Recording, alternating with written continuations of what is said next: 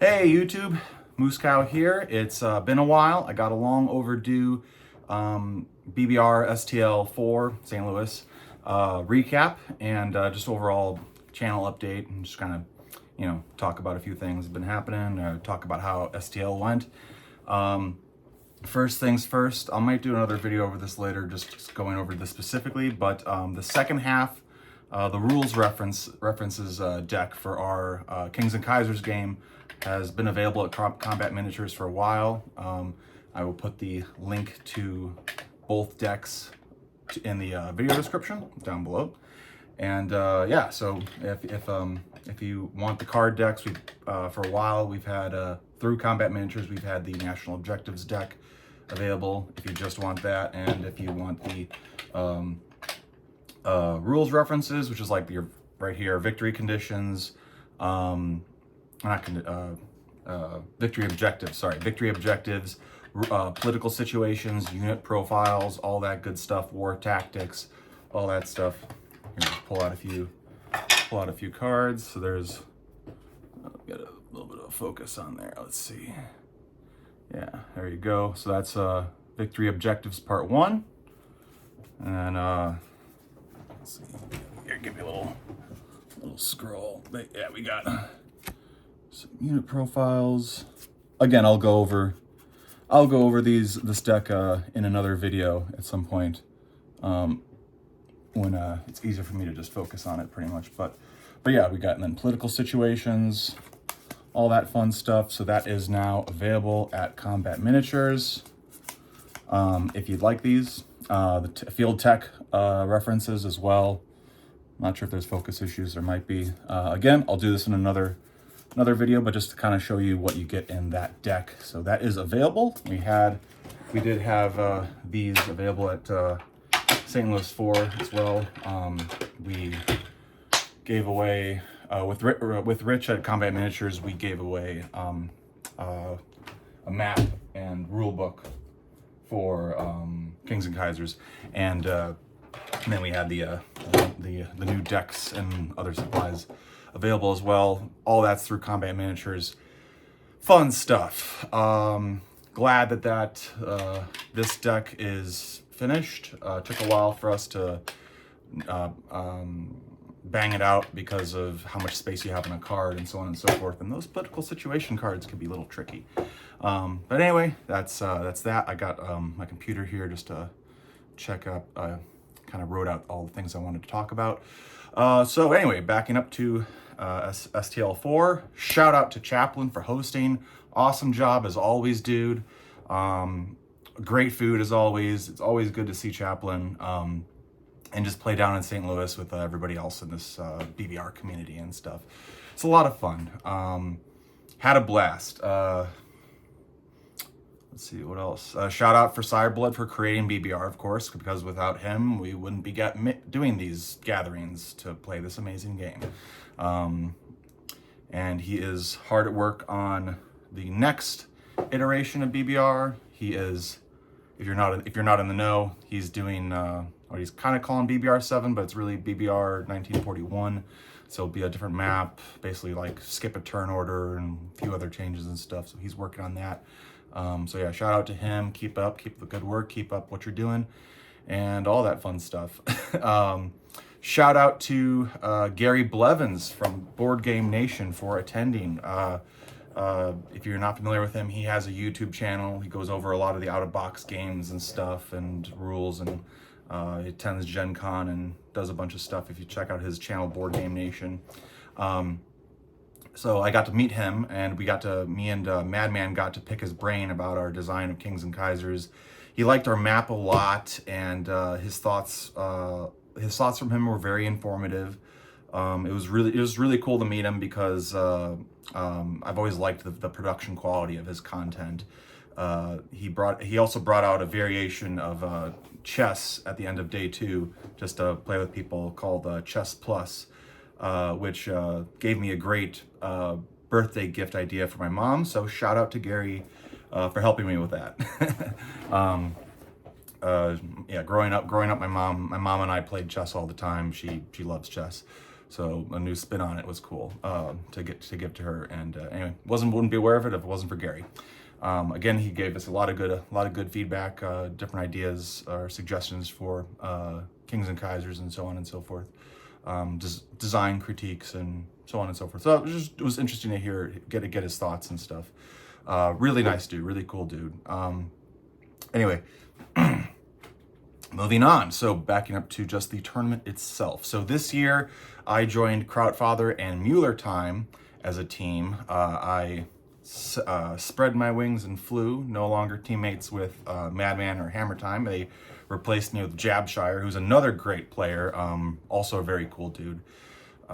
Just really enjoyed playing with all those guys. But it was time for me to, like, you know, spread out a little bit and just, you know, try something new and whatnot. So I teamed up with Krautfather and Mueller Time. Our team was Legion of Doom. Krautfather came up with the name. It's a Superman reference.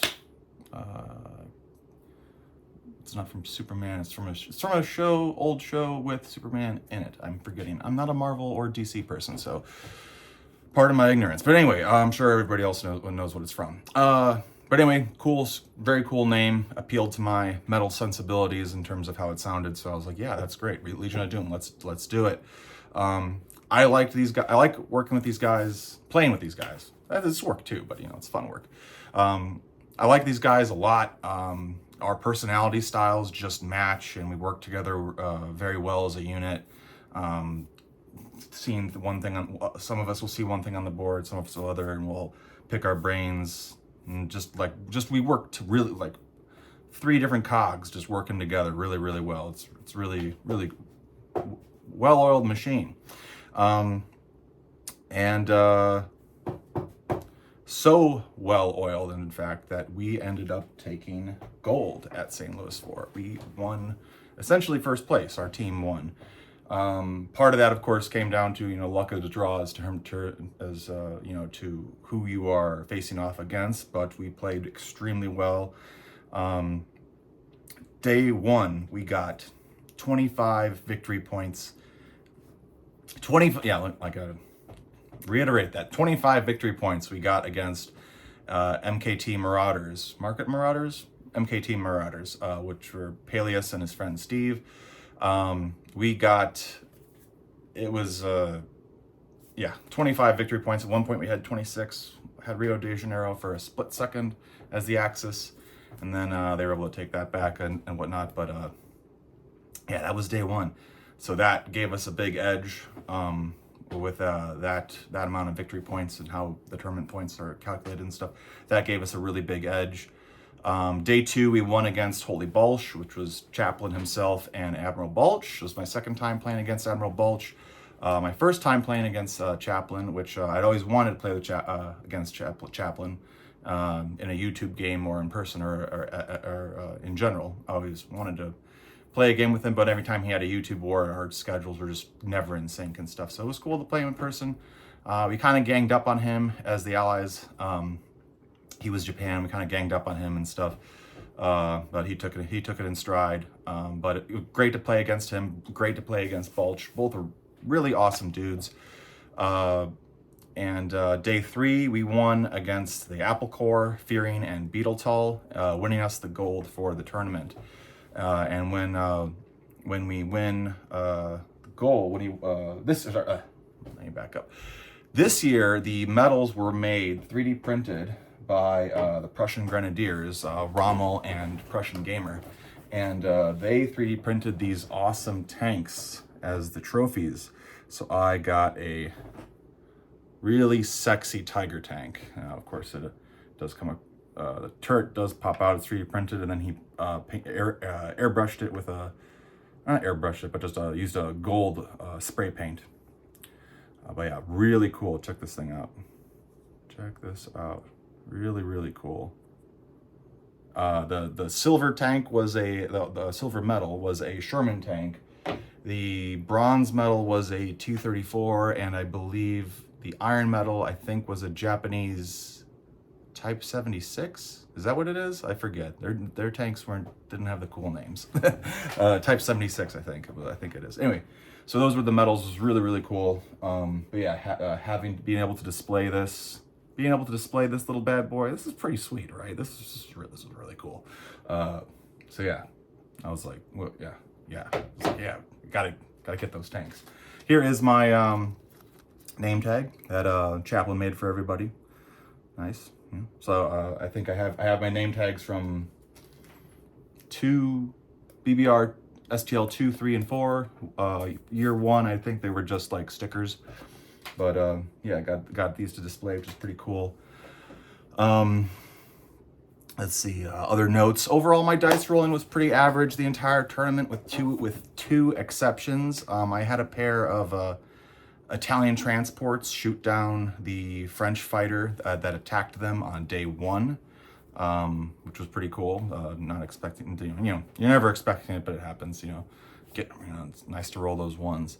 And then on day 3 against Fearing, I was pretty much rolling for our team collectively, and just not every single time, but just overall, like throughout the entire tournament, there weren't any like huge giant blowouts like there were in the past, pretty much, or no consistent blowouts. Overall, like the dice rolling for everybody was always pretty, for everybody, at least in our games. There were some other games where the dice rolling was insane, but for our games, they were always like pretty average, nothing too crazy, except for that French fighter against the transports. And on day 3, when Fearing attacked the English Channel, I got 3 out of 3 AAA hits against Germany in the English Channel with the AAA from the British battleship that's there.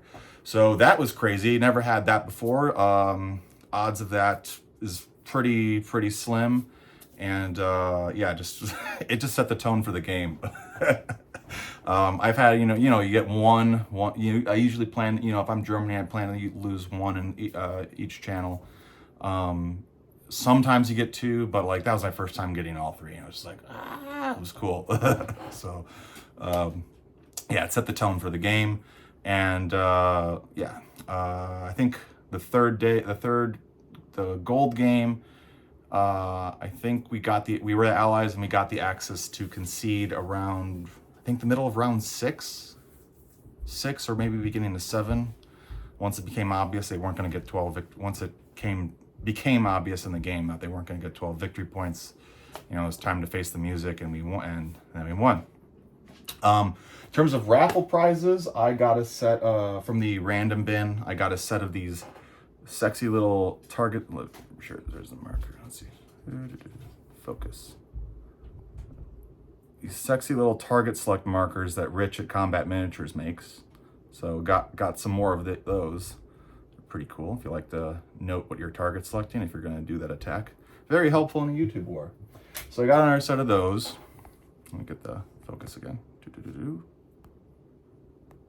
Okay, got a set of those, and General 6 Stars was there. He makes a lot of games of his own, and I managed to win. He brought 3 from through Rich at Combat Miniatures as prizes.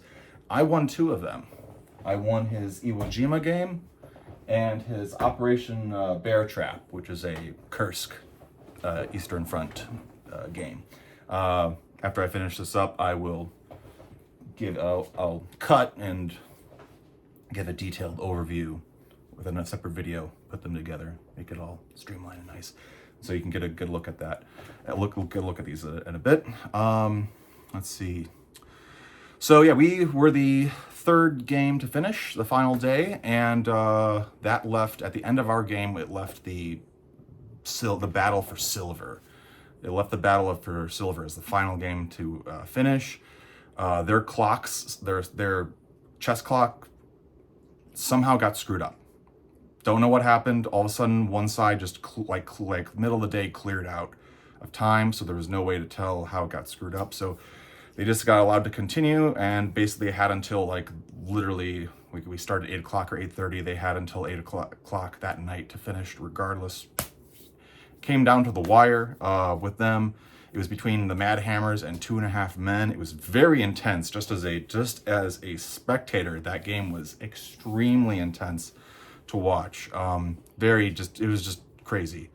It was between my old teammates, Madman and Hammer Time, with Jabshire against 2.5 Men, which was Ironsides, Dubsy, and Wild Bill. Dubsy is Ironside's son. All really cool guys. But man, it got like really intense. And then on top of that, Ironsides and Dubsy had to jet to catch a plane to get back to the East Coast, where they're from. I forget which state. Yeah, it was nuts. But eventually, after they left, it became between Wild Bill and the rest of them. And then Wild Bill conceded to the Mad Hammers, and they won a well-deserved, crazy game of silver, or the silver table. They did a crazy strategy. Yeah, the optional rules came into effect. The new optional rules for the Blitzkrieg, that was very helpful. Blitzkrieg, Banzai, and Coalition. I think all of those came into effect at one point or another. Turkey was invaded by the Allies in that game in order to try and break through and take over the remaining the adjacent territories within the Black Sea that were all Axis controlled. Yeah, that happened. So I've never seen that before. It was crazy. It was a very heated game. It was very tense. It was the most intense game I have ever seen, as a spectator at least. Yeah, it was crazy, and they won silver. So congratulations to the Mad Hammers for winning silver, and all that. And that about summarizes the St. Louis STL experience. Which means this was like almost just over a month ago. It's May 1st right now as I'm filming this. This was just over a month ago, the end of March. So yeah, been a while. It took a while to do it, but hey, doing my recap right now, like I said. So that about summarizes BBR-STL4, which brings us to, drum roll please, BBR-CHI 2. Madman and I will be hosting BBR Chicago again. I haven't done like a video specifically stating this, but I think I've mentioned it in a few past videos possibly. But anyway, we are doing, maybe I'll do another video of this, specifically this too, but we are doing BBR-CHI 2. It is going to be June 21st through 23rd. It's a Friday through Sunday, third weekend of June. So far, we got a little more players than last year. I think we have at least 6 tables currently. There's still plenty of more space for more. We have a few players who are maybes and haven't yet confirmed, but overall it's looking like an improvement from last year in terms of the people over there. We're gonna have the same room as last year, which was an amazing room with wonderful temperature control. It's at the Hampton Inn and Suites in Addison, Illinois, very close to O'Hare. Registration is $100 to Madman. I will include his channel in the video description below. If you're interested in attending, we would love to have new people, old people, or old player, not old people specifically, but old players, new players, old players, etc. If you're new players, I highly recommend to get familiar with the get very familiar with the BBR rule set before attending though. Let's see. Yeah, basically about covers it. So yeah, I will put Madman's channel and his email. Reach out to him, and that'll be in the video description if you want to attend BBR Chicago 2. And for those who are attending, looking forward to it, and we'll see you there. So yeah, that about summarizes it. So I'm just gonna cut right now and we'll give you a look at these wonderful, nice little maps right here. All right, here is General 6 Stars' The Battle for Iwo Jima. This was the first game I won, and it came with a rule book. It was supposed to come with setup charts, but Rich at Combat Miniatures, I think, forgot to include those, so those will be sent to me at some point, as well as with Operation Bear Trap, the second map I won. Didn't come with a rule book or setup charts, but again, all those collectively will get mailed to me at some point. But yeah, so it's nothing terribly crazy. I think it's only, yeah, it's 7, 8, 9 pages. Yeah, nine pages. So yeah, nothing too crazy, but yeah, just a nice little quicker game. You know, the nice what you call them, theater games, I believe is what they're referred to as when they're, you know, a small battle. Looks like the U.S. assaults into here, and then they have to, you know, take over. Let's see what else. Yeah, so just kind of give you a little overview. It's pretty cool. Pretty cool, yeah. I'm looking forward to playing this. Same thing with Operation Bear Trap. This is what it looks like. Again, these are General 6 Stars made these games. They're available at Combat Miniatures. I didn't get to talk to him too much, but I've been emailing him back and forth. I've offered to help, especially because the manuals aren't really that, they're not thick at all. I offered to help proofread for him a little bit. So right now he sent me a file for the Bear Trap rules, so I am reading it over and making some notes for him at the present moment that he may or may not incorporate, up to him. But figured I would help out another game designer and you know, just give some feedback, and you know, you want your manual to be as good as possible. So I think working on Kings and Kaisers constantly has helped give me a little bit of an edge with that a little bit. You know, you want proper grammar and punctuation and all that stuff, all that fun stuff, you know. Anyway, but yeah, just look at this, man. This map is this one is really cool. I'm looking forward to getting into this one. It's got just a lot of different cities. Get some nice general references, you know. Yeah, Operation Bear Trap. So yeah, really cool. I won both of these. There was a third one that had the pieces with it. He has a General 6 Stars has a Civil War game, and that was the big one to win because it came with the pieces for it, 3D printed pieces for it. However, I did not win that one. I did put a ticket in for it, but I won these two. If I won all three, I think people would have gotten upset. I'm sure there were some people who were upset that I won 2 of them, but who knows? Whatever. Anyway, yeah, so the other components will be sent to me at some point. It's a nice little 10-round game here. I forget if this has a round limit. No, I think it does. But anyway, yeah, these look really cool. Excited to play them, so on and so forth. Yeah, very nice to win those. Again, here are the target select markers that I won as well from the raffles. And let's just look at that tank again. Oh man, this thing is nice. That's a good tank. Okay. Anyway, that is that. Kind of going in circles at this point. But anyway, I had a fun time. If you haven't been to a BBR event, whether it's Chicago, Atlanta, or St. Louis, especially St. Louis, it's fun. It's a fun time. There might be a tournament happening out in Cleveland, I think it is. The Rust Belt Brigade is putting one on, I believe. I think it's Cleveland. That might be happening. They're trying to figure out the dates for it. Last I heard. It'll be like, I think they said November, early December, October. I can't remember. Something like that. They're debating it. Or maybe February, January. I can't remember. Somewhere around that time.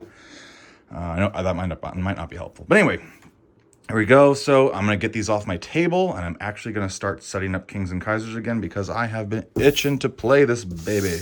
So yeah, if you have not played Kings and Kaisers, do yourself a favor and try it out sometime. Madman and I put a lot of hard work into it. It's great. So I'm planning to do a private game with my good friend Andy in Germany, and we'll be doing a private YouTube game is the plan. So I'm excited to get into it with him, because me and him have been talking back and forth for a while with this. He was helping with Kings and Kaisers, and nice to like, you know, pick his brain about some things, so on and so forth. So looking forward to playing with him, and you know, see how that goes. But yeah, Kings and Kaisers. Woo-hoo. Looks good stuff. Okay, I am rambling at this point, so I'm gonna cut it and call it a day. But take it easy, everybody, and stay tuned for more content. Again, reach out to Madman if you want to attend BBR-CHI 2. And yeah, that's about it. If you have any questions for me or whatever, you can always email me at moosecowhq@gmail.com, or just comment on the channel below. But yeah, just in the you know, comments. Again, all relative things I've discussed that require links, combat miniatures, Kings and Kaisers components, and registration will be in the video description. So take care, stay tuned for later.